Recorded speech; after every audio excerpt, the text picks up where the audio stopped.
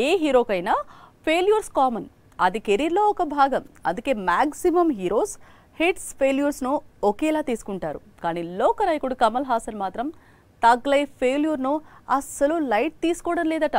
Cinema పోయిందని తెగ బాధపడుతున్నాడట. సినిమాను ప్రేమించడంలో కమల్ ను మించిన నటుడు లేడు. అందుకే తగ్ లైఫ్ ఫెయిల్యూర్ ను కమల్ హాసన్ తట్టుకోలేకపోతున్నాడట.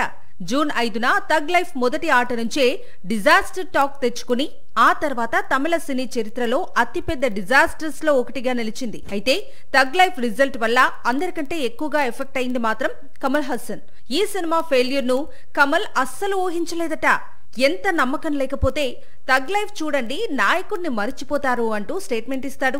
అందుకే ప్రస్తుతం ఎవరికీ అందుబాటులో లేరని, లాంగ్ హాలిడే ట్రిప్ అన్నాడని తమిళ మీడియా చెబుతోంది. ముందు భారతీయుడు 2, ఇప్పుడు తగ్ లైఫ్, ఈ 2 పరాజయాలు కమల్ ను బాగా బాధపెట్టాయి. ఇప్పటికీ చేతిలో భారతీయుడు 3 ఉంది. ఇంకా షూటింగ్ చేయాల్సిన సీన్స్ ఉన్నాయి. పైగా మరో యాక్షన్ ఫిల్మ్ లైన్ లో ఉంది. ప్రస్తుతం వీటి గురించి కమల్ ఆలోచించే పరిస్థితుల్లో లేరట. ఒక కంబ్యాక్ ఫిల్మ్ కమల్ ను మళ్లీ నార్మల్ చేస్తుంది. కాకపోతే అందుకు సమయం పడుతుంది.